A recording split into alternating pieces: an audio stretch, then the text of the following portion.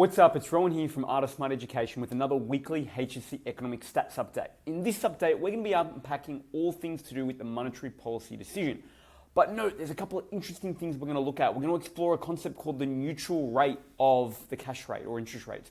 We're going to also be doing a bit of a deeper dive on the SARMS rule, which we've talked about in previous weeks. So if you think you know everything about the recent cash rate decision, here is me telling you that you don't. There's some extra sprinkle we can add on to it to elevate your responses in your analysis. If this is your first time dialing in these videos, I summarize the key domestic and global headlines from around the world to give you the key stats and analysis you need to unlock a Band 6 in the HSC Eco course. So let's dive right in today's update. Now the first thing is, the RBA maintained the cash rate at 4.35%. So in other words, no changes. Now note, what they noted, which was something that we highlighted in last week's update when we were looking at the inflation data, is that the reality is while headline inflation has come down, they reflected that only really reflects a temporary cost of living relief because most of the decline, as they highlighted, was expected due to declines in fuel and electricity pricing. A lot of that due to government rebates. Ultimately, they highlighted that the underlying reflected by the trim mean is still at 3.5%. Therefore, it's still well above the 2.5% midpoint of the inflation target. And this really highlights that as a result, they need to maintain the cash rate as it stands. Now, they do note a couple of things here, which I think is really interesting, and you can use as part of your analysis on limitations of the policy.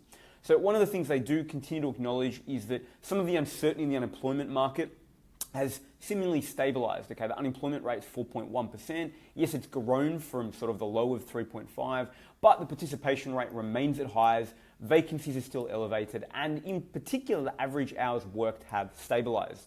That was going backwards a little bit. Now, note, as we've talked about in prior weeks, the government sector is doing a lot to stabilize that. Hours worked in the private sector is going backwards. So we can sort of see here the role that the government is playing through both state and federal budgets on their spending, whether or not it's on infrastructure or otherwise. Now, they do highlight in terms of limitations like wage pressures have eased, but labour productivity is still very, very, very low, okay? This sort of highlights, I guess, the broader concerns they have around economic growth, consumption, whether or not that's going to pick up, and particularly, what they've highlighted is uncertainties in the lags and the effects of monetary policies and how firms' pricing decisions and wages will respond to the slow growth in the economy. Okay, so really critically, one of the things they're acknowledging as a real limitation is the time lags, right? And how this impacts economic decision making in the economy. So that's something that you can use in your limitations as well. Now, let's keep moving. So one of the things that they publish is a deep dive, on the statement for monetary policy, and it's 64 pages long. Okay, now I've gone through to read it, so you don't have to pull out a couple of key insights that I think you can really utilize here to elevate your analysis of monetary policy decisions in Australia. Now, the first thing I really want to highlight here is one of the things that they talk about here is this idea, of the neutral rate of the cash rate ultimately. And where this goes to is the fact that, one of the things that has happened, is that most of the central banks have started reducing their cash rates. And this is something that we've highlighted in prior episodes as something that you can use to analyze the effectiveness of monetary policy, right? Because why are the rest of the world reducing their cash rates in essence, right? The Fed in the US, the central bank in, Europe, New Zealand, Canada, all of these places have started reducing by at least 50 base points from their peak levels. And so that suggests, maybe Australia didn't go hard enough, didn't go fast enough early on, and these other countries have had a better job of ultimately getting inflation under control. Now note, this is where the RBA's analysis around something called the neutral rate becomes really, really important. Now, first of all, what is the neutral rate, right? We need to unpack that before we can then make sense of this diagram here, and we can then use this for your analysis on the effectiveness of policy.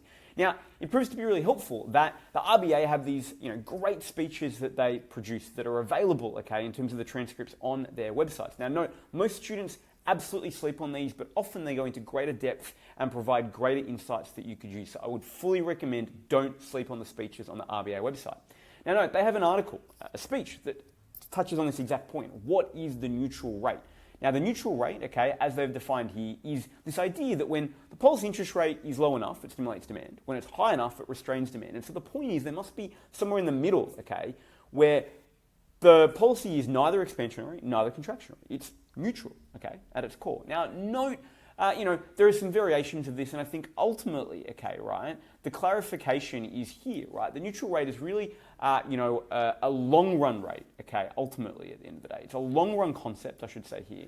And so therefore, it's the rate that keeps growth at trend and inflation constant at the target, okay, when no other shocks are hitting the economy. So it's where the policy settles, it's where the policy rate settles, right, as it says, once all the shocks have played out, okay? So another way to frame it, okay, is it can also be described as the level of the policy rate that balances desired saving and investment in the economy. Either way, that's what the neutral rate is.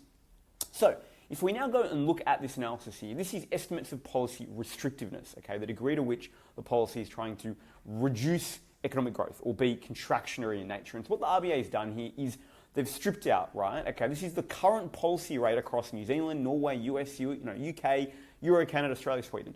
They've taken the current policy rate, they've then stripped out the nominal neutral rate to get to, okay, this is the actual level of restrictiveness, therefore, above the neutral rate, which is not restrictive, and therefore we can understand the rate of impact on the economy, okay? So what we can see here is we can see at peak policy, in terms of blue, current, okay, and then at end of 2025. This is, the expectation of where it'll probably end up being, okay, just given the forward guidances that all of these central banks are providing. Now, what's really interesting here is you can see current, okay, even with the base point reductions, 50 base point reductions across, the Euro area, okay, the United States, you can see that Australia's current level, okay, of policy restrictiveness still sits well below, short of, really everyone except for Sweden, okay? Canada, Euro, UK, US certainly much, much higher, Norway much higher, even New Zealand much higher. And so the bank's argument here is that actually if we look at the impact, don't just look at the headline number, okay, and how that compares to overseas and whether or not our policy settings are therefore no longer in alignment with sort of global monetary policy sort of settings, right? Look at the actual level of policy restrictiveness. And what we can see here, okay, is the fact that Australia's policy setting, even though, 4.35%, we've talked about it being high, right? It's still so much lower, right, from a restrictiveness perspective than many of our global counterparts, okay? And so this goes, I guess, to part of the analysis that you can highlight around the impact of monetary policy in the economy. And you can introduce this concept of the neutral rate. Now, note, I think one of the things, that we should consider here, and the RBA has highlighted this, is the fact that economic growth is still, the future of economic growth is still very uncertain. And that's part of why they're just going to keeping an eye on it in terms of the decisions. Now, great piece from the Sydney Morning Herald, and this is something that we've unpacked in prior episodes when we were looking at the unemployment data, is how do we, really measure, economic growth and particularly a recession? Now, obviously, the traditional way is the 2 consecutive quarters of negative economic growth, right? Now, we haven't had that, but of course, right, the reality is if we start factoring in population growth, we have been in a per capita GDP recession for quite some time now, okay? But we can still sort of say, well, on the top level, we're not in a recession. Now, the argument here, though, is that is this the right measure? And so there's something that has been starting to be used by economists called the SAM rule, okay? And it's been developed by an American economist, Dr. Claudia Sam.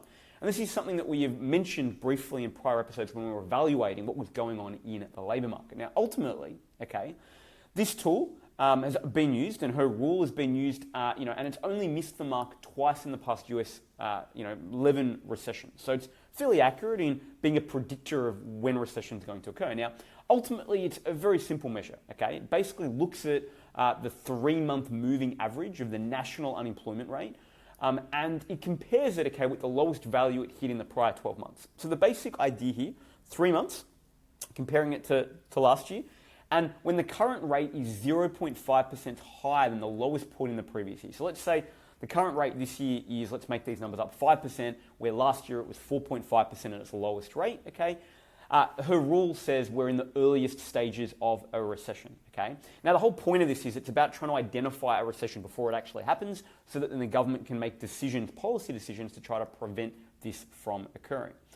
Now, ultimately, okay, the reality is the RBA argues that in Australia, because this was all based, the 0.5% figure is based on the US data.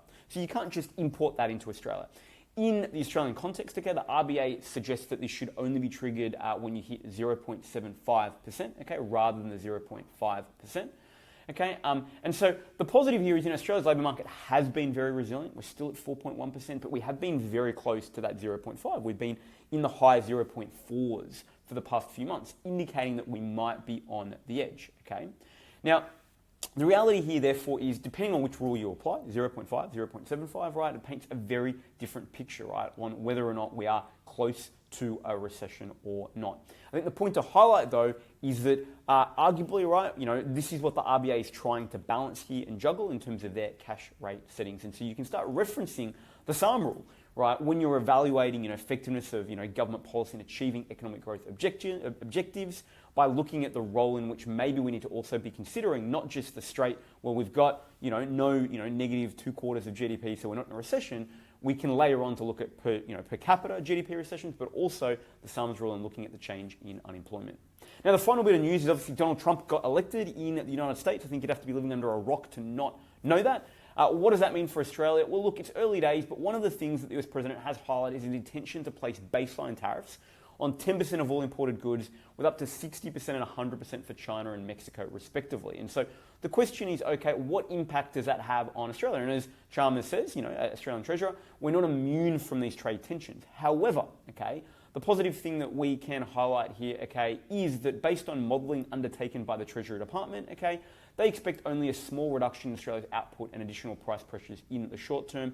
In part, that's because of our flexible exchange rate and the fact that we have an independent central bank to help us navigate these. Note, on a global stage, this may have much bigger consequences, and obviously as these announcements are made and things are implemented from a US perspective, I'll keep you up to date on what that impact might be, both for Australia, but also the global economy, because that's one of the things that you'll need to pay attention to. So there we have it. Lots in this update, lots of deep dives, some extra concepts to really add that extra level analysis in your essays. If you've got any questions, drop them in the comments below. Otherwise, I will see you next week with our weekly HSC Eco Stats Update.